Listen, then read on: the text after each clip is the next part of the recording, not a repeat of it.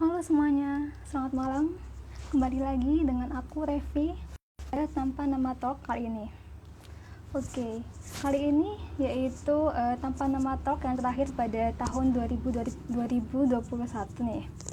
Oke, buat kalian yang baru join dengan Psikologi Tanpa Nama, Psikologi Tanpa Nama yaitu sebuah platform yang berfokus pada kesehatan mental. Nah, pada kali ini kita akan membahas tentang negatif core belief pasca putus dengan pasangan. Nah, beberapa di antara kalian pasti relate dengan permasalahan kali ini. Nah, ketika putus dalam suatu hubungan, secara nggak sadar kita pasti memiliki pemikiran-pemikiran negatif, sehingga tidak sadar memunculkan seperti self-blaming, overthinking yang berlebihan. Nah, topik kali ini kita kedatangan narasumber yaitu Kak Nurul Hikmah Maulidia, seorang psikolog klinis. Oke, mari kita invite Kak Maulidia.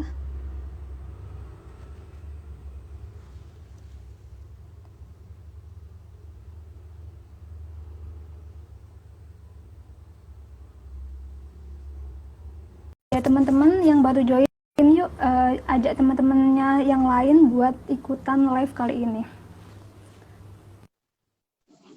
Oke, halo. Halo Selamat Kak Nurul. malam. Selamat Halo. malam. Malam. Koreksi sedikit ya. Oh iya. Maulida, bukan Maulidia. Oh ya, maaf Kak Maulida. Oke. Gimana nih kabarnya Kak Nurul sekarang? Alhamdulillah baik. Kalau kamu gimana kabarnya? Alhamdulillah baik juga. Sebelum Oke, dimulai, boleh Kak Nurul memperkenalkan secara singkat dan juga kesibukannya sekarang itu ngapain aja? Oke, baik. Halo semuanya, selamat malam teman-teman psikologi tanpa nama dan selamat malam juga buat teman-teman di Psikologi. Semoga kita semua selalu dalam keadaan sehat. Perkenalkan, saya Nurul. Saya psikolog klinis di Pak Psikologi Karawang. Kesibukannya sehari-hari ya menjalani tugas sebagai psikolog klinis ya tentunya gitu, praktik offline dan online. Kalau offline-nya di Karawang, kalau online-nya di Halodoc gitu. Oke, nah kesibukannya jadi seorang psikolog klinis. Sebelum dimulai kita sapa dulu teman-teman sekarang. Pak, udah lumayan yang udah join. Ada Kak Ozanal Fajri, halo Kak. Kak Nanda, Kak Tafistania, Kak Atika, halo semuanya. Oke, Halo. pembahasan kali ini yaitu tentang negatif core belief pasca putus dengan pasangan. Sebelum itu, apa sih Kak yang dimaksud dengan negatif core belief itu? Oke. Mungkin sebelum ke sana mau ngejelasin dulu ya, kenapa kok tertarik ambil tema ini gitu. Kalau kita bicara tentang negative core belief, sebetulnya itu masih umum gitu ya temanya gitu. Nah, kenapa fokusnya ke pasca putus dengan pasangan? Karena ada mungkin dari beberapa di antara kita yang pada akhirnya ketika ingin move on, ketika ingin menjalani hubungan dengan orang lain next di masa depan, itu ada hal-hal yang masih belum terselesaikan sepenuhnya permasalahannya di masa lalu gitu. Nanti kita akan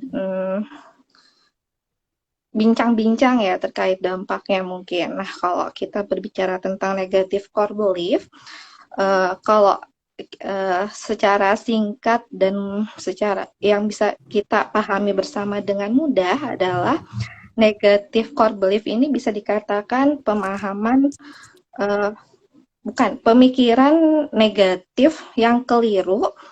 Jadi ada asumsi kita yang paling dalam nih tentang diri kita sendiri atau mungkin tentang dunia dan orang lain yang sifatnya memang pemikiran tersebut lebih cenderung ke arah negatif atau keliru gitu. Jadi ya negatif core belief di sini berpengaruh juga nanti pada emosi kita, lalu juga berpengaruh juga pada mungkin ada beberapa orang mengganggu ke perilaku orang tersebut next di masa yang akan datang, atau juga berpengaruh kepada reaksi fisik tertentu gitu ketika mengalami mungkin atau muncul trigger yang serupa gitu pada masa yang akan datang gitu nantinya. Jadi ya, negative core belief ini sebetulnya merupakan dampak dari pengalaman masa lalu yang tidak menyenangkan tadi gitu. Kurang lebih seperti itu sih, Mbak. Oke, jadi kesimpulannya negatif core belief lebih ke pemahaman atau keyakinan kita ya Kak, yang Ya. negatif terhadap suatu hal yang menimbulkan efek yang negatif pula. Lalu perbedaannya negatif core belief ini dengan seperti pemikiran overthinking itu, apakah ada perbedaan yang berbeda atau hampir sama nih Kak? Kalau persamaannya kan sama-sama pemikiran negatif ya. Kalau overthinking dari kalimatnya aja over, jadi banyak sekali di momen itu banyak sekali pikiran negatif yang datang kepada pikiran atau otak kita gitu. Dan overthinking di sini nggak hanya terkait dengan pengalaman masa lalu. Mungkin overthinking di sini juga bisa di kejadian-kejadian yang lama gitu waktunya, ketika dia mengingat kejadian itu gitu. Ya, overthinking itu sebetulnya kalau menurut saya masih bisa di atur gitu ya, pikiran-pikirannya, kalau memang pada saat itu pun dia langsung bisa memfilter pikirannya. Kalau kalau negatif core belief ini memang perbedaannya adalah dia pikiran negatifnya itu sudah tertanam dalam dirinya sejak di masa lalu gitu, dan ini tuh ada semacam pembelajaran pengalaman-pengalaman dia di masa lalu, di masa kecil mungkin ada pengalaman-pengalaman yang kurang menyenangkan yang berkaitan dengan masalah sosial, masalah keluarga, jadi dibentuk oleh pendidikan kita mungkin saat dulu gitu, atau mungkin pengalaman kita gitu yang tertanam memang benar-benar menjadi akar dari munculnya pikiran negatif yang belum terselesaikan hingga masa sekarang gitu. Jadi ya cukup lebih kompleks ya intinya dibanding dengan overthinking. Oke, jadi secara singkat negatif core belief itu secara nggak langsung melekat ya Kak, melekat dalam diri kita, tertanam sehingga secara tidak langsung membuat perilaku kita secara negatif gitu ya. Nah, Ya, lalu bisa. untuk faktor pembentukan atau negatif core belief ini dipengaruhi oleh apa? Apakah ada pengalaman masa lalu atau faktor kepribadian tertentu begitu Kak? Kalau kita ngomong tentang faktor kepribadian ya kan, sebetulnya kalau kepribadian kita sebagai manusia juga sama dibentuk dari didikan orang tua kita di masa lalu, lalu pengalaman kita semasa kecil, pendidikannya gimana, lingkungan sosialnya gimana, mendukung atau enggak gitu ya. Dan itu cukup kompleks sebenarnya penjelasannya. Jadi memang kepribadian di sini juga ada kaitannya dengan faktor penyebab kenapa munculnya negatif core belief. Tapi yang pasti di sini penyebab munculnya negatif core belief bisa dikatakan terkait dengan pengalaman tidak menyenangkan di masa lalu, atau mungkin juga berkaitan dengan trauma kejadian di masa lalu gitu, yang menjadikan dirinya tertanam bahwa di masa yang akan datang itu secara nggak langsung akan mempengaruhi hal-hal yang nanti tidak bisa dia perkirakan gitu. Ini sebetulnya cukup abstrak ya untuk dijelaskan, tapi yang pasti di sini apa faktor penyebab dari negatif core belief? Yang pertama, pengalaman kurang menyenangkan di masa lalu, lalu cenderung memang sulit untuk berubah jika orang tersebut belum aware sama dirinya sendiri. Dan biasanya faktor penyebab dari negatif core belief ini ada pola-polanya tersendiri gitu loh Mbak. Misalkan kalau saya boleh kasih contoh nih, karena ini kasusnya tentang putus dengan pasangan, mungkin dia punya pengalaman tidak menyenangkan di masa lalu gitu yang berkaitan dengan lingkungan sosial, seperti pernah dibully atau mungkin pernah difitnah dan lain-lain gitu ya. Jadi muncul inferior, muncul jadi konsep dirinya itu rendah gitu. Jadi next ke depannya ketika dia mungkin mengalami penolakan, dalam arti di sini putus dengan pasangannya akibat sepihak, misalkan putusnya secara sepihak, atau mungkin ada putus yang memang bukan putus yang baik-baik ya, putusnya karena ada permasalahan yang nggak baik lah istilahnya. Jadi dia itu akan berpikir bahwa kalau kita berbicara tentang negatif core belief ini, kalau berbicara tentang diri sendiri, pemikiran negatif terkait diri sendiri, yaitu tadi akan muncul inferior, atau mungkin aku merasa ya bersalah terkait dengan uh, terkait dengan keputusan saat itu gitu, ketika putus dengan pasangan. Padahal mungkin di sini situasinya, contohnya pasangannya yang selingkuh, tapi dia merasa ini akibat salahku, jadi aku sulit untuk diterima oleh orang lain kebanyakan. Ini dampaknya itu akan meluas, nggak hanya kalau masalahnya pernah putus dengan pacar, negatif core belief-nya akan muncul pada saat dia putus dengan pacar di masa yang akan datang. Enggak, negatif core belief-nya mungkin bisa muncul pada saat dia masuk ke lingkungan yang baru. Jadi misalkan ada teman yang kira-kira yang tadinya dekat misalkan sama dia, lalu teman tersebut tiba-tiba menjauh, langsung muncul nih di pikiran negatifnya, oh mungkin ini akibat salah aku ya gitu. Jadi ada pikiran-pikiran negatif yang mungkin tertanam dalam dirinya gitu. Baik, jadi negatif core belief itu dibentuk dari pengalaman masa lalu seperti trauma kayak bullying atau pengalaman diselingkuhi gitu, sehingga secara tak sadar melekat ke diri kita dan membentuk pemikiran-pemikiran negatif. Oke, Iya. lalu contoh bentuk core belief secara praktiknya itu pemikiran-pemikiran seperti apa sih Kak, biar teman-teman juga paham gitu. Kalau berbicara tentang contoh negatif core belief itu, karena ini temanya putus dengan pasangan gitu ya, yang biasanya saya temui di beberapa kasus yang pernah ditangani, biasanya kalau lebih banyak perasaan bersalah kepada diri sendiri.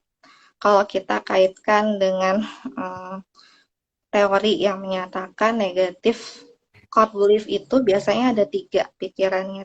Satu, terkait dengan ketidakberdayaan. 2, terkait pemikiran tidak dapat dicintai atau tidak layak dicintai. Lalu ketiga, terkait ketidakberhargaan. Nah, kita diskusi untuk umumnya dulu nih ya, sebelum nanti ke kasus putus dengan pasangan. Kalau kita berbicara tentang pemikiran negatif terkait ketidakberdayaan, pasti kaitannya terkait dengan ketidakmampuan terhadap diri sendiri. Ada pemikiran inferior lah dalam dirinya gitu. Sehingga dampaknya konsep dirinya cenderung rendah. Lalu yang kedua, tidak ada perasaan tidak dapat dicintai, tidak layak dicintai dan sebagainya. Contohnya seperti ketakutan tidak dapat dicintai, atau mungkin takut untuk menjalin hubungan yang lebih intim dengan pasangan nanti gitu di masa yang akan datang, atau mungkin nggak hanya tentang masalah cinta, tapi takut tidak akan mempunyai sahabat misalkan yang benar-benar bisa mengerti dia seutuhnya. Itu terkait pemikiran tidak layak dicintai. Lalu yang ketiga adalah terkait ketidakberhargaan. Kalau kita berbicara tentang ketidakberhargaan, ini biasanya kaitannya dengan perasaan tidak berarti dan akan menjadi beban bagi orang lain gitu. Terus kalau kita kaitkan dengan masalah pasca putus dengan pasangan tuh gimana gitu. Nah, kalau kaitannya dengan ketiga pemikiran negatif yang disebutkan di atas, kalau contohnya terkait inferior tadi, mungkin ketika pada saat itu situasinya putus dengan pasangannya, lalu dia akan muncul perasaan, kembali lagi, perasaan bersalah kepada dirinya sendiri. Apakah mungkin aku nggak cukup baik ya untuk pasanganku, misalkan, sehingga pada akhirnya putus dengan pasanganku ketika itu, atau mungkin situasinya apakah aku nggak cukup baik ya sehingga pacarku ketika itu akhirnya selingkuh dengan yang lain gitu. Jadi kesimpulannya di sini adalah putus karena kesalahanku. Itu salah satu contoh terkait ada perasaan inferior tadi ya. Lalu kalau kita berbicara tentang pasangan yang selingkuh, putusnya itu karena pasangan kita selingkuh misalkan. Nah, padahal kan di sini kalau kita berbicara tentang faktanya, yang melakukan kesalahan besar adalah pasangannya, selingkuh gitu ya. Tapi tetap ada perasaan nggak puas, perasaan nggak nyaman, emosi yang nggak stabil, pemikiran yang nggak tenang terkait dirinya sendiri, bahwasanya ini kayaknya jangan-jangan ya salahku, sehingga dia misalkan uh, memutuskan untuk selingkuh dengan yang lain gitu. Padahal kalau kita berbicara tentang pikiran negatif, ini nanti kita akan diskusi lebih mendalam, itu perlu disesuaikan dengan fakta yang ada gitu. Nah, lalu kalau kita berbicara tentang tidak layak mendapatkan cinta, nah itu dampaknya cukup serius ya. Mungkin jadinya nanti akan ada trust issue misalkan ketika menjalin hubungan dengan pasangannya yang baru, misalkan ada yang deket, ada yang mau ngedeketin nih dengan dia gitu ya, dia jadi takut untuk bisa menjalin hubungan yang serius dengannya karena punya pengalaman yang gak menyenangkan di masa lalu gitu. Biasanya kalau berkaitan dengan permasalahan putus dengan pasangan, secara umum ke tiga pemikiran tadi sih. Oke, jadi negatif core belief memiliki 3 pemikiran seperti perasaan tidak dicintai, kemudian ketidakberhargaan diri, kemudian ketidakberdayaan diri ya Kak. Oke, untuk dampak sendiri mungkin ketika seseorang diselingkuhi nih Kak, kemudian menimbulkan pemikiran-pemikiran negatif sehingga dia takut untuk memulai hubungan kembali. Lalu untuk mengatasi hal yang seperti itu tuh bagaimana Kak? Itu sebenarnya cukup kompleks ya caranya gimana gitu kan. Berarti PR-nya adalah harus menemukan akar masalahnya dulu nih. Kenapa bisa muncul pemikiran apa? Misalkan contohnya pemikiran tidak berharga misalkan gitu ya. Atau selalu merasa nggak pernah mendapat kasih sayang yang dia harapkan misalkan gitu. Nah, setelah mungkin seseorang tersebut merenungi atas pemikiran negatifnya, atau mungkin pada saat itu seseorang tersebut datang ke profesional seperti ke psikolog atau psikiater, berbicara tentang apa ya, kayak sebab akibatnya, lalu nanti tiba-tiba muncul, oh ternyata permasalahannya adalah misalkan dia itu sebenarnya waktu masa kecil, contohnya itu tadi ya, mungkin pernah mendapatkan fitnah dari teman-temannya, pernah dibully, dan itu belum benar-benar terselesaikan gitu permasalahan tersebut. Jadi pada saat dia mengingat kejadian itu masih merasa sakit hati secara emosional, meskipun nggak yang 100 gitu lah nilainya misalkan gitu ya. Atau mungkin setelah digali-gali lebih dalam ternyata ya karena dulu mungkin ada pola pengasuhan yang keliru dari orang tuanya, dia nggak nggak apa ya nggak mendapatkan perhatian yang cukup misalkan dari orang tuanya gitu. Lagi-lagi ya permasalahan yang benar-benar belum terselesaikan gitu ya di masa lalu, unconditional business, atau ya trauma juga kalau mungkin pernah mendapatkan kekerasan, atau juga permasalahan umum yang biasanya sering muncul juga, misalkan pernah ada apa ya pengalaman yang menyakitkan di masa lalu terkait perceraian orang tuanya gitu. Nah, hal-hal itu yang membuat pemikiran negatifnya itu akan tertanam sampai dia di masa yang kini. Di masa kini ada pemikiran negatif tersebut, mungkin jadinya dia merasa nggak layak dicintai karena memang dari dulu nggak pernah mendapatkan perhatian atau kasih sayang itu, sehingga salah satu solusi yang mungkin bisa dilakukan, misalkan contohnya dengan memberikan pemahaman terkait pentingnya memaafkan, memaafkan terkait perlakuan-perlakuan yang pernah orang lain uh, membuat yang pernah dilakukan oleh orang lain kepada dirinya, sehingga dirinya mungkin sakit hati ketika itu.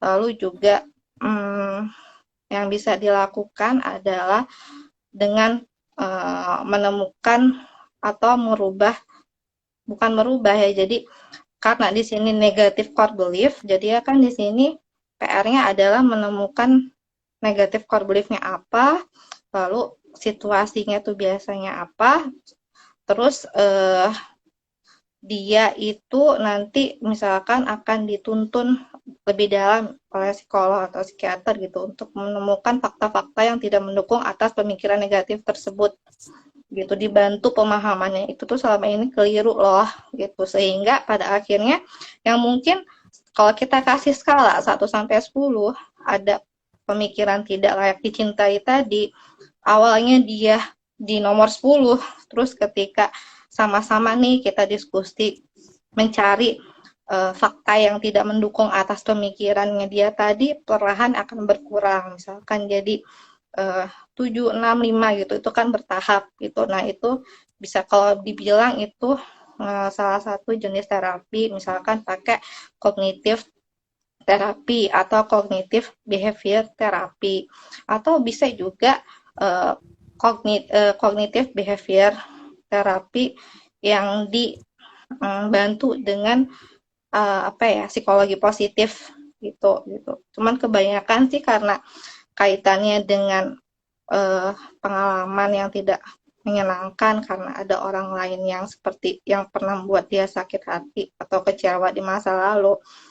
Kalau saya biasanya lebih banyak ke memberikan pemahaman gitu ya kepada orang tersebut bahwa penting loh di sini proses memaafkan untuk berdamai dengan masa lalu itu tadi. Gitu sih Mbak. Wah, sangat kompleks ya nih Kak. Negatif core belief itu tergantung dari fenomenanya, permasalahannya seperti apa, dan akar permasalahannya itu dari mana.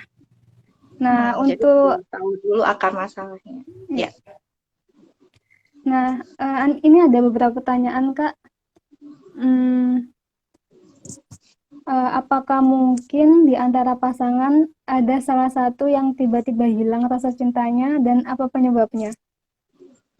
Apakah mungkin ada salah satu pasangan yang tiba-tiba kehilangan perasaan cintanya? Lalu apa penyebabnya Ya, gitu ya?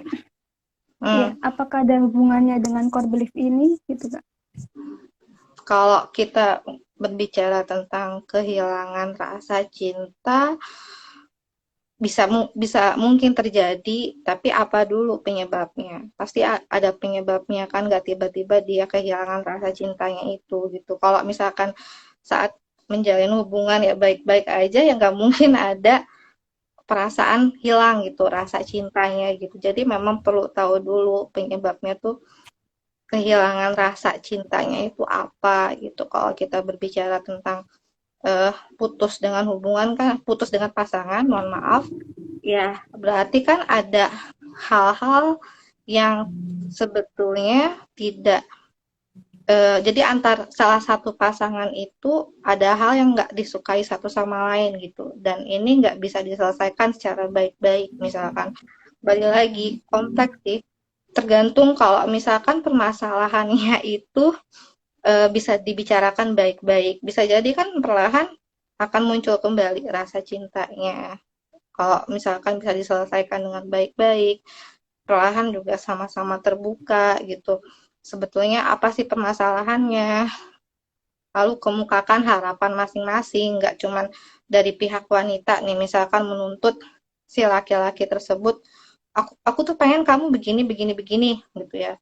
Enggak, tapi keduanya saling mengungkapkan harapan satu sama lain, gitu. Terus kalau kita berbicara tentang menjalin hubungan yang serius, kalau ini tahapan yang masih misalkan pacaran gitu ya, tentunya juga perlu dibahas terkait visi misi ke depannya itu akan seperti apa sih menjalin hubungan gitu. Dan eh, kalau kita ngomongin kaitannya gimana dengan negatif core belief itu akan muncul jika ada triggernya. Nggak muncul kalau misalkan nggak ada triggernya gitu. Mungkin misalkan contohnya negatif core belief itu muncul ketika pasangannya itu eh, tidak memberikan perhatian yang semestinya. Misalkan ada sikap yang berubah gitu dari pasangannya, nah itu akan muncul, dan perubahannya itu mungkin drastis atau terus-menerus, kok nggak ada jalan keluar. Nah itu yang menyebabkan mungkin eh, pahit-pahitnya putus dengan pasangannya gitu. Gitu sih Mbak kalau dari saya. Semoga menjawab. Oke, semoga menjawab ya tadi yang telah bertanya. Terima kasih. Ya teman-teman yang mau bertanya lagi silakan tulis saja di kolom komen atau ditulis di kolom box komen di bawah itu ya. Ya semuanya. Selanjutnya, oh ya Kak, tadi kan ngomongin tentang dampak. Dampak apa aja sih yang sangat mempengaruhi perilaku, yang sangat mempengaruhi negatif core belief ini ke perilaku sehari-hari kita? Dampaknya ke perilaku. Setiap orang kan masalahnya beda-beda gitu kan. Cuman kalau berbicara tentang hmm, based on case ya yang pernah ditangani gitu pada saat melakukan konseling, perilaku negatifnya misalkan yang muncul ya pada saat negatif core belief-nya itu muncul terus emosinya pun jadi nggak stabil, kemudian merasa belum menerima kenyataan misalkan gitu ya, dan lain-lain itu bisa bisa aja kok mengakibatkan misalkan timbulnya gejala-gejala depresi. Terus perilakunya apa, misalkan dia karena nggak bisa mengelola emosinya dengan baik, perilaku negatifnya yang muncul adalah melakukan self harm misalkan contohnya. Terus mungkin perilaku negatifnya yang muncul saat itu adalah jadi produktivitasnya misalkan berkurang nih di tempat kerja atau mungkin di kesehariannya gitu.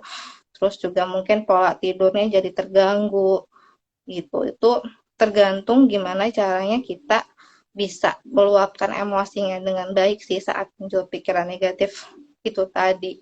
Nah, penting di sini teman-teman, kalau misalkan ternyata uh, udah mulai sadar nih, udah mulai aware nih, kayaknya semenjak misalkan aku putus dengan dia gitu kan, terus secara emosional saat itu kurang stabil, terus mulai muncul pemikiran negatif, lalu memutuskan untuk datang ke profesional nih, biar biar nanti di apa ya, konselingnya atau diskusinya bisa lebih lancar gitu ya.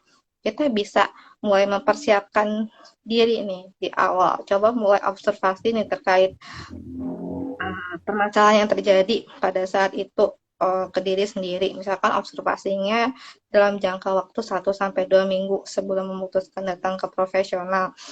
Uh, Coba pahami, renungi baik-baik pemikiran tersebut, uh, munculnya itu awalnya sejak kapan ya, gitu.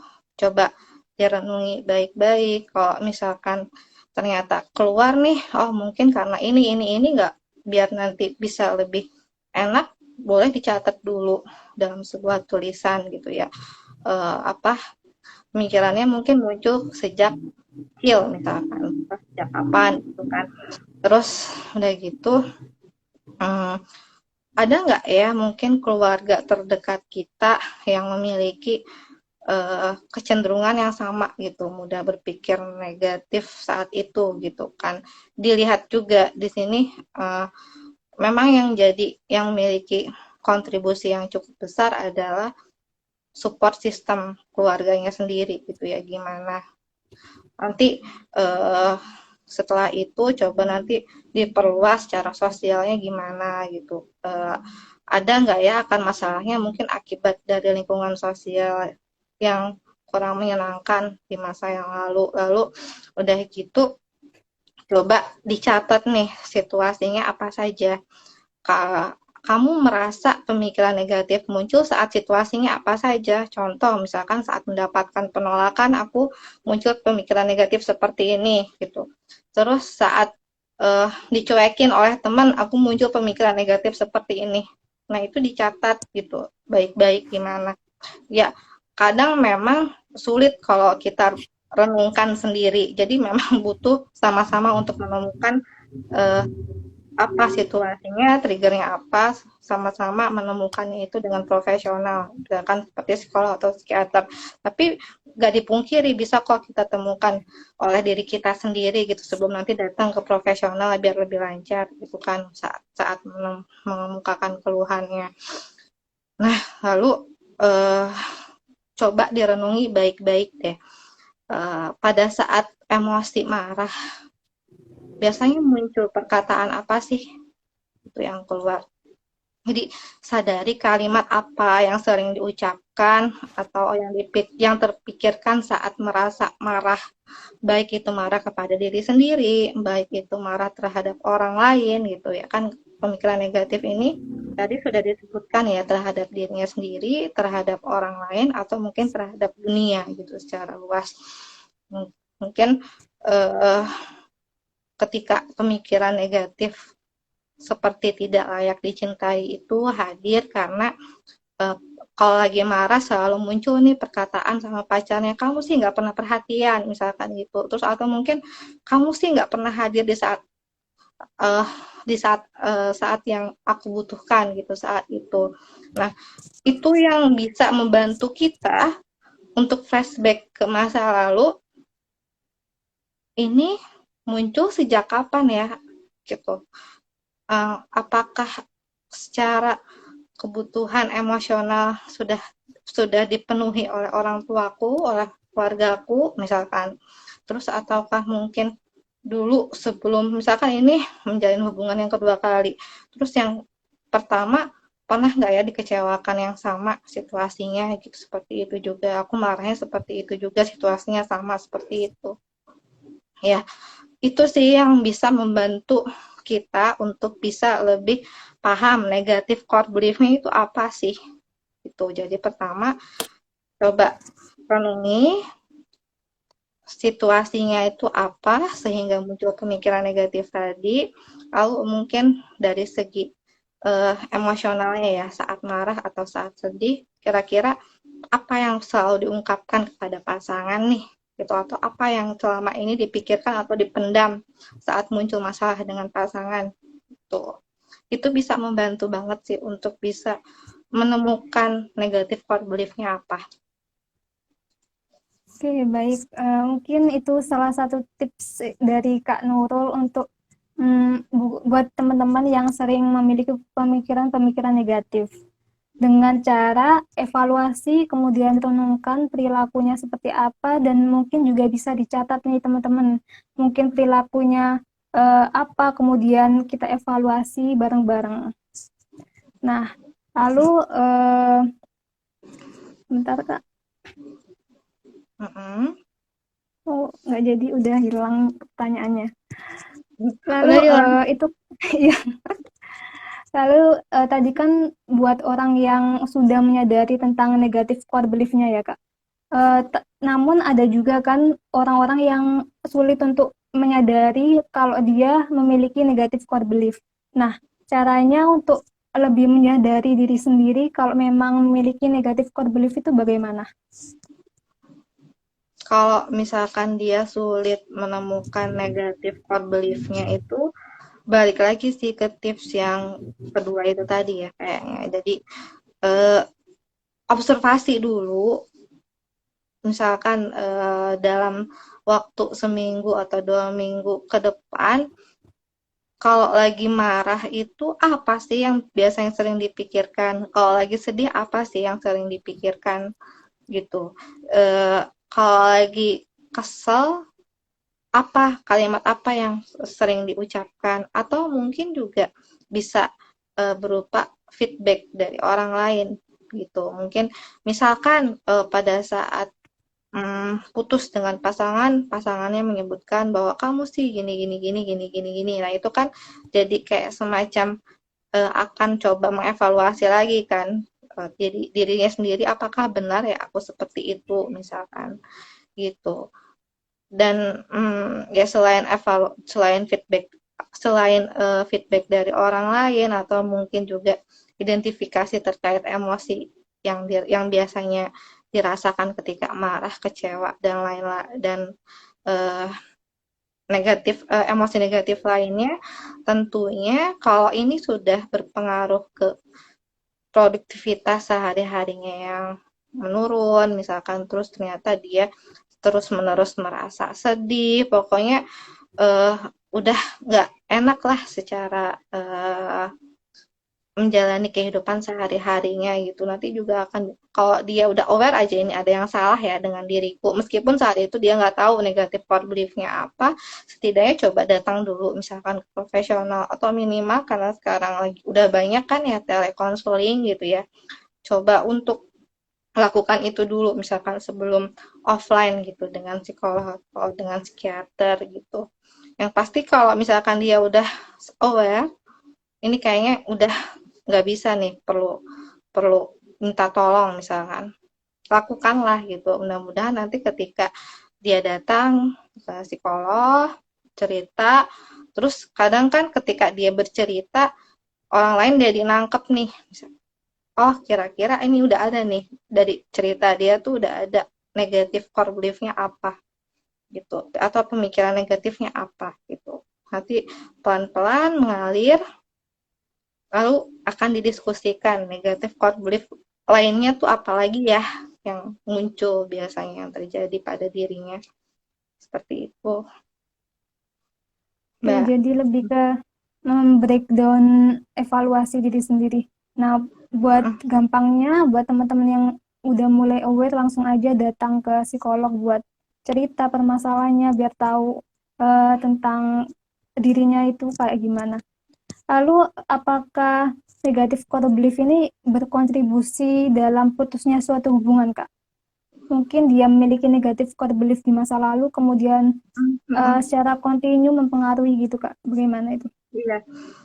Jadi pada dasarnya ketika ada negatif core belief yang tertanam dalam dirinya, lalu muncul trigger yang membuat dia datang negatif core belief-nya, dan saat itu mungkin permasalahannya tidak diselesaikan dengan baik dengan pasangannya, itu kan juga secara tidak langsung mempengaruhi ke kualitas hubungan gitu. Nah, contoh ketika mungkin pasangannya itu tadi ya tidak ada saat dia butuhkan, lalu dia percaya bahwa ini kayaknya nggak sayang lagi nih sama aku atau mungkin aku kayaknya nggak cukup buat dia gitu ya, akan ada eh, apa ya, ya jadi pemikiran negatif itu jadi mempengaruhi kepercayaan kita terhadap orang lain tersebut gitu. Mungkin jadi lebih pesimis juga apakah eh, hubungan ini akan benar-benar bisa berlanjut ataukah bisa sampai ke jenjang yang lebih serius gitu.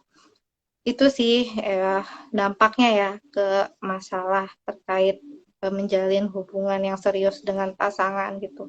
tentunya ya nggak, negatif core belief ini nggak hanya masalah dengan pasangan aja berpengaruhnya, mungkin juga karena tadi ya dampaknya ke meluber gitu ke lainnya, ke lingkungan sosial juga, nggak hanya merasa tidak layak dicintai karena pasangannya begini, tapi ketika dia berada di lingkungan sosial yang baru, contohnya terus ada ada teman yang tiba-tiba berubah sikapnya, dia pun jadi cenderung berpikiran negatif terhadap orang lain, atau mungkin juga lebih cenderung berpikiran negatif terhadap dirinya sendiri, pada akhirnya menjauh dan tidak terkoneksi dengan lingkungan sosialnya itu tadi. Tergantung cara kita gimana untuk menyikapinya dengan bijak terkait negatif core belief itu tadi. Dan tadi sempat disinggung nih, gimana caranya untuk mengurangi pemikiran negatif. Sebetulnya langkah sederhananya adalah dengan menemukan fakta yang tidak mendukung atas pemikiran tersebut. Contoh, ketika kita yakin bahwa ini kayaknya pasanganku udah nggak suka sama aku lagi, misalkan seperti itu ya, gimana cara menghadapi pemikiran negatifnya? Ya dengan bertanya langsung kepada pasangannya. Jadi nggak yang dia muter-muter sendiri, nebak-nebak sendiri. Gitu, perlu disesuaikan dengan faktanya. Faktanya tuh apa? Bisa jadi misalkan ketika sulit untuk dihubungi, mungkin pasangannya mungkin memang lagi sibuk atau mungkin lagi capek gitu. Nah, itu yang perlu pelan-pelan untuk dibenahi gitu. Ketika ada muncul pemikiran negatif, ya lagi-lagi solusinya adalah komunikasi yang terbuka gimana dengan pasangan gitu. Kalau situasinya saat itu masih berhubungan lah dengan pasangannya gitu, untuk meminimalisir nggak putus karena cenderung karena punya negatif core belief tadi. Iya sih Kak, bener. Apalagi cewek-cewek yang suka banyak pemikiran tapi sulit untuk mengungkapkan. Oke, ya. Lalu untuk solusi solusi prakteknya itu seperti apa Kak? Apakah hanya untuk mengevaluasi dan refleksi yang tadi atau ada solusi yang lain itu Kak? Kalau berbicara tentang negatif core belief, hal dasar yang perlu dilakukan adalah mengevaluasi itu tadi. Nggak bisa hal yang lainnya gitu ya. Benar-benar paham dulu apa pemikiran negatifnya, lalu nanti sama-sama diskusi menemukan fakta-fakta yang tidak mendukung atas pemikiran tersebut. Terus kalau misalkan berkaitan dengan perasaan gagal misalkan dalam menjalin hubungan ya, ketika saat itu putus dengan pasangannya, coba ditilik lagi baik-baik. Ini kegagalan ini pasti kan ada ada suatu pembelajaran yang bisa diambil ketika ada pengalaman menyakitkan di masa lalu dengan pasangan gitu. Sebenarnya balik lagi ke gimana caranya dia merespon permasalahannya itu. Nah, kalau kita berbicara tentang pasca putus dengan pasangan, biasanya kan akan melalui beberapa tahap. Yang pertama mungkin tahapan denial, nggak percaya nih kok bisa ya putus sama dia, misalkan gitu, kok bisa ya aku berpisah gitu ya, terus apa ya salahku misalkan, udah gitu tahap mungkin marah gitu ya, marah dengan keadaan, terus udah gitu coba untuk tawar menawar dengan keadaan gitu, mungkin kalau aku begini nggak akan begitu gitu ya, ada di tahap-tahap itu. Lalu di tahap mungkin mengalami secara emosi tak terelakkan lah gitu, contohnya nggak stabil. Setelah itu ada di tahap penerimaan. Setelah ada di tahap penerimaan, harapannya kan di sini pemikiran negatifnya akan berkurang. Nah, untuk bisa mencapai tahap penerimaan itu tadi, kembali lagi harus sadar dulu, ini penyebabnya ini dia nggak bisa maju karena ada pemikiran negatif, atau mungkin ada masalah-masalah lainnya nih. Kalau misalkan kaitannya tadi ya, pemikiran negatifnya itu Ternyata setelah ditilik-tilik lebih mendalam, oh pernah ada pengalaman menyakitkan di masa lalu nih. Karena orang tua, contohnya mungkin waktu itu bercerai, terus kecewa dengan keputusan orang tua. Terus kalau kita ingat kejadian itu, kok rasanya sakit ya, gitu. Terus jadinya takut ya menjalin hubungan yang lebih serius, gitu. Buktinya misalkan sekarang misalkan pasanganku selingkuh misalkan kayak gitu. Nah, hal-hal yang seperti itu yang perlu diantisipasi. Terus supaya nanti bisa lebih matang secara emosi, terus bisa lebih siap menghadapi masalah-masalah di masa yang akan datang, harus gimana ya? Harus berdamai dengan masa lalu, gitu. Ya, sebenarnya ini sembari menemukan pemikiran negatif tadi dan mengganti dan mencoba untuk menemukan fakta yang tidak mendukung, sama-sama juga belajar proses memaafkan. Kalau misalkan ternyata akar masalahnya karena ada perilaku orang lain yang menyakitkan itu tadi, belajar memaafkan dia dalam arti ya sebenarnya dalam arti ya itu tadi kalau saya sih selalu bilang pemahaman terkait memaafkan ini sangat penting bagi kita sebagai manusia. Ingat, memaafkan di sini artinya buat kita sendiri gitu ya, untuk ketenangan batin kita sendiri. Kita ingin coba berdamai dengan masa lalu, kita ingin coba menjadi pribadi yang lebih baik, tanamkan dalam diri ingin benar-benar memaafkan karena untuk diri sendiri dulu aja. Terlepas memang itu kesalahan yang dilakukan oleh orang lain, tapi niatnya itu untuk diri sendiri, untuk ketenangan batin kita yang pertama. Terus kalau misalkan ternyata sulit, contoh sederhananya ya mungkin ya bukan membenci orang ya, tapi membenci perbuatan ya. Misalkan seperti itu kan. Terus juga pahami kalau misalkan flashback ya ke pengalaman dia di masa lalu. Lalu kita tanya nih ke orangnya.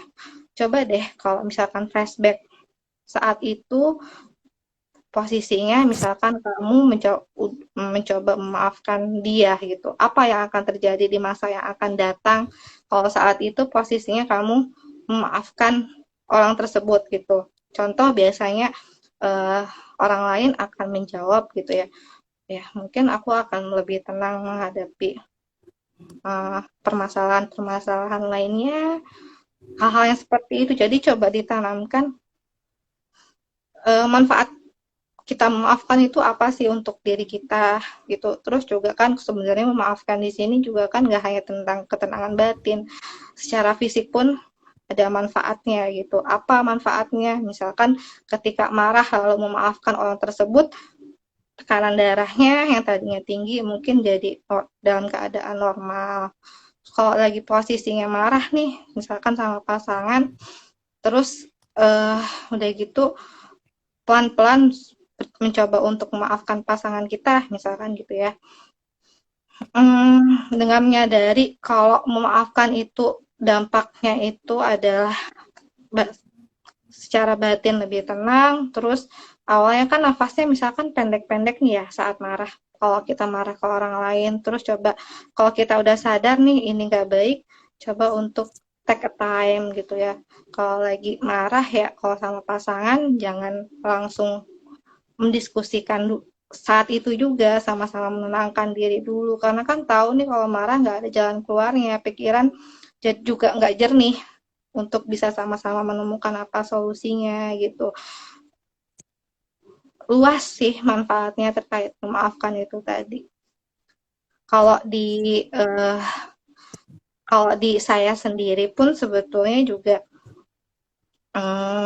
untuk bisa menangani permasalahan tadi ya terkait ada pengalaman yang menyakitkan di masa lalu karena ada orang lain yang menyakiti kita, banyaknya sih memberikan terapi pemaafan itu ke dia itu kalau yang bersangkutan gitu, diselingi dengan itu tadi mencoba untuk sama-sama berdiskusi menemukan fakta yang tidak mendukung, atau setelah putus lalu di tahap penerimaan itu tadi, kenapa nggak kita coba berpikir ada nggak ya tujuan dalam diri kita yang sempat tertunda gitu. Jadi fokus untuk apa ya, berkegiatan yang positif gitu untuk mengisi waktu sehari-harinya gimana. Ada nggak mungkin hal-hal yang belum tercapai yang sempat tertunda itu tadi coba digeluti lagi. Lalu juga kan sebetulnya kalau kita berbicara tentang pengalaman yang tidak menyenangkan pasti akan selalu ada pembelajaran yang bisa diambil. Kalau ternyata memang pasangannya itu melakukan kesalahan yang fatal, misalkan kita jadi tahu nih, jadi lebih aware. Oh ternyata kalau nanti menjalin hubungan dengan orang lain nggak bisa sembarangan ya. Misalkan perlu tahu dulu kepribadian dia tuh apa. Contoh misalkan dengan bertanya ke teman-teman dekatnya atau mungkin ke keluarganya gitu. Pasti akan ada, selalu ada pembelajaran yang bisa diambil.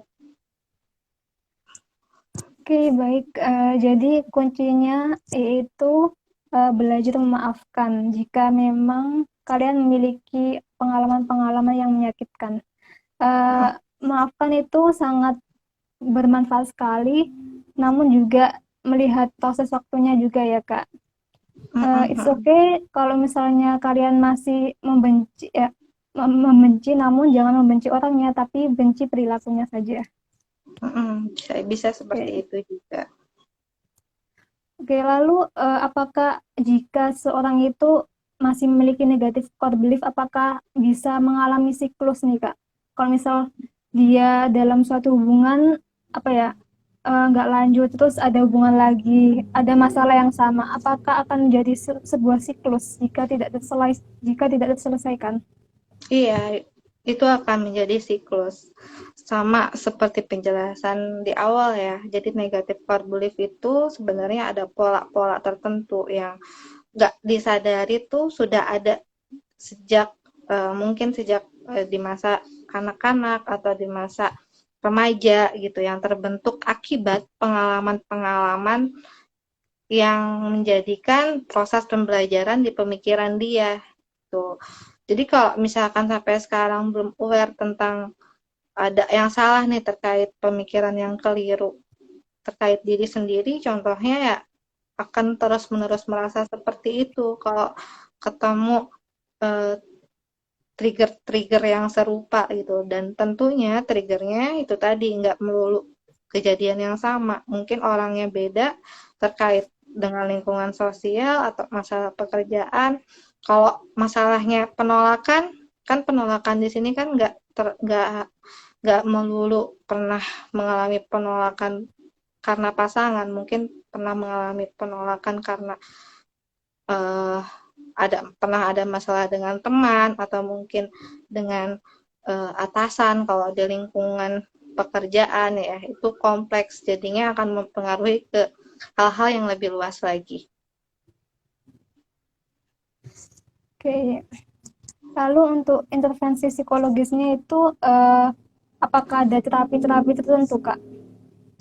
Tadi udah sempat disinggung kan dengan cara misalkan dengan terapi pemaafan, dengan kognitif behavior terapi, dengan kognitif terapi, atau dengan acceptance commitment terapi, macam-macam sih, tergantung kondisi orangnya seperti apa dan kira-kira apa ya yang cocok untuk bisa benar-benar uh, keluar dari negatif core belief-nya. Sebetulnya setidaknya dengan dia menyadari dulu aja ada negatif core belief-nya di sana, meskipun mungkin nanti akan tetap muncul pemikiran negatifnya, tapi dia bisa lebih aware, bisa lebih kayak, oh ini lagi muncul nih, jadi ini pemikiran yang keliru, jadi aku perlu begini, begini, dan begini gitu. Jadi dia tahu akan merespon seperti apa ketika muncul pemikiran negatifnya. Karena kembali lagi kan, kita sebagai manusia itu nggak bisa, ya banyak variabel-variabel di dunia ini yang ada di luar dari kendali kita. Tapi kita diberikan akal sehat untuk bisa meresponnya. Apakah meresponnya dengan bijak atau enggak ketika mengalami masalah-masalah di masa yang akan datang. Oke, baik. Lalu apakah negatif core belief ini harus diselesaikan kalau misalnya apa ya Kak, dialihkan ke suatu bentuk lain melakukan hobi itu nggak apa-apa atau harus diselesaikan Kak? Hmm, kalau negatif core belief ini kan kaitannya itu tadi, perlu ada pemahaman bahwa ini tuh pemikiran yang keliru, tahu dulu akarnya, baru nanti di, didiskusikan dan diberikan pemahaman-pemahaman yang sesuai dengan fakta yang ada saat itu. Jadi coba digali potensinya dalam diri sendiri. Kalau tadi kamu bilang bisa nggak misalkan dengan menjalani hobi, ya bisa aja gitu kan. Itu juga ada bentuk dari self healing bagi diri sendiri kan. Balik lagi ya, sebenarnya pikiran ini juga berpengaruh ke perilaku. Jadi nggak hanya kita mengatasi pikirannya, tapi juga mengatasi perilakunya. Mungkin saat itu hmm, dari segi perilaku misalkan jadi cenderung kurang terkoneksi dengan lingkungan sosial, berarti kan pelan-pelan coba untuk gabung lagi sama teman-teman, coba untuk menjalani hobi yang sama misalkan sama teman-teman gitu kan. Dan kalau kita ngomongin gimana ya caranya untuk bisa ke tahap penerimaan itu tadi, terus kita bisa lebih pulih secara fisik maupun mental, sehat itu holistik. Aku selalu bilang gini sama klien-klien ya, sehat itu holistik.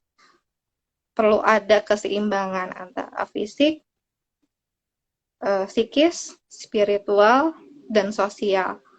Ketika ada salah satu yang mungkin mengalami penurunan, nah itu yang perlu diperhatikan. Dan gimana caranya bisa sehat secara holistik itu tadi, dimulai dengan hal-hal yang dasar itu tadi. Mungkin secara fisik pelan-pelan, karena udah aware ya, kita butuh pertolongan, misalkan lagi nggak kenapa-napa, secara fisik sebagai bentuk kita lebih menghargai diri sendiri dan menyayangi diri kita sendiri untuk bisa perlahan ke proses menerima kenyataan dan move on, penuhi dari fisik, penuhi makan makanan yang bergizi, pola makannya yang teratur, tidurnya coba yang cukup, rutin berolahraga. Lalu secara psikis, kalau misalkan setiap ada masalah cenderung memendam, kita perlu tahu gimana cara mengekspresikan emosi yang tepat, misalkan dengan terbuka kepada orang-orang yang bisa dipercaya, atau pada saat itu mungkin lagi nggak ada orang yang bisa diajak berbicara, kita coba menulis buku diary gitu, mengekspresikan emosinya dengan apa lagi, misalkan dengan menggambar, dengan mewarnai, dengan berolahraga gitu kan. Terus juga misalkan secara spiritual, karena biasanya ini akan mempengaruhi semuanya, terus spiritualnya misalkan tiba-tiba ada mengalami penurunan, ya balik lagi mencoba untuk lebih mendekatkan diri kepada Tuhan Yang Maha Esa gitu kan, karena kan secara spiritual juga ini mempengaruhi kondisi psikis kita ya gitu. Secara sosial, kalau kita menyadari kita jadi nggak terkoneksi nih dengan teman-teman, ya pelan-pelan coba untuk terbuka, nggak yang menyendiri gitu ketika menghadapi masalah. Itu tadi, keempat itu tadi perlu dipahami dan perlu untuk diperbaiki pelan-pelan gitu dari dasar-dasarnya aja. Oke, jadi kesimpulannya bisa tipsnya bisa secara holistik, bisa melalui fisik, mental, spiritual, dan juga sosial harus terpenuhi semuanya. Lalu ini ada pertanyaan nih Kak, jika kita mempunyai teman yang memiliki negatif core belief yang cukup sering memiliki pemikiran-pemikiran negatif, nah sebagai teman apa yang harus kita lakukan? Apalagi temannya itu ngeyelan Kak, gimana tuh Kak? gitu ya. Oke, jadi kita tuh sadar nih kayaknya dia ada pemikiran negatif gitu ya, dan kita pengen menyadari bahwa yang membuat kamu nggak berkembang tuh karena pemikiran negatifnya gitu ya, tapi posisinya ngeyel gitu ya orangnya. Nah, Ya, sebetulnya sebagai seorang teman, berarti kan ini ingin membantu nih, ingin membantu orang tersebut gitu ya. Eh, Bisa dengan kalau mau ngasih masukan, nggak yang langsung to the point ke masalahnya apa gitu. Kalau ternyata itu sudah berulang kali terjadi, terus ternyata misalkan dia kebetulan lagi ada masalah juga, coba memposisikan dirinya itu lebih ke mendengarkan dia, keluh kesahnya dia apa. Ini kalau misalkan posisinya dia lagi ada masalah ya, coba untuk mendengarkan aja, mendengarkan tanpa menghakiminya gitu ya. Jadi kalau kalau misalkan kita konfrontasi ya secara langsung, ini sih pemikiran negatifnya tuh, kamu tuh punya pemikiran negatif kayak gini, jadi kamu gini gini gini gitu.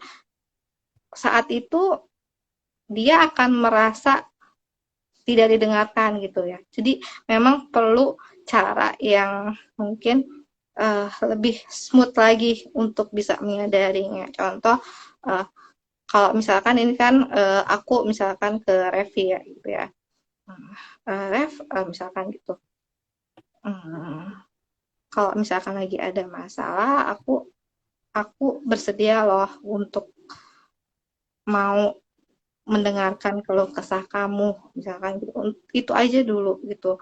Terus aku bersedia untuk mendengarkan keluh kesah kamu.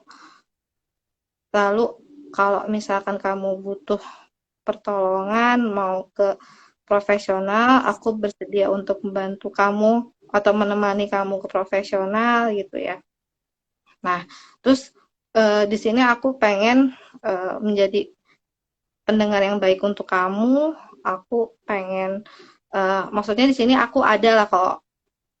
Jadi sadari kalau aku tuh ada untuk Revi ketika Revi butuhkan. Nanti kalau dia udah mulai bercerita, oh iya nih aku kayak gini gini gini. Nah, pelan-pelan coba bilang dengan smooth itu tadi, oh kamu ada pemikiran ini ya, misalkan gitu ya. Pemikiran merasa apa nih, tergantung pemikiran negatifnya apa dulu. Disadari, oh nih kamu ada pemikiran negatif ini ya. Terus kalau lagi ada pemikiran negatif ini, perasaan yang dirasakan apa gitu ya.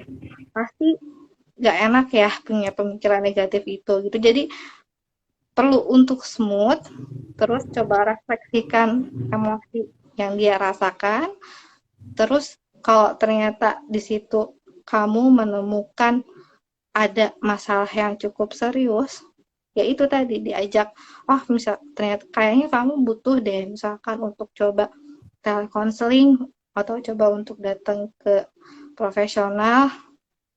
Lalu kalau misalkan kamu butuh aku untuk nganterin, aku ada untuk kamu gitu. Enggak yang langsung to the point, kamu punya masalah pemikiran negatif ini enggak, tapi utarakan dulu secara dengan kalimat yang positif bahwa kita tuh ada untuk dia. Itu biar dia merasa nyaman dulu gitu. Kalau kita langsung konfrontasi duluan, nah itu membuat dia merasa nggak aman. Itu sih. Jadi mungkin tipsnya itu ya. Jadi memang perlu secara pendekatannya smooth dulu gitu ketika kita ingin menyadari kalau ada pemikiran yang keliru nih ke karena teman kita tuh seperti itu. Karena balik lagi ya kan tadi kan temannya misalkan ngeyel. Berarti kalau ngeyel dibalas dengan eh, kalau ngeyel terus lalu cara kita terlalu konfrontasi ya dia akan semakin ngeyel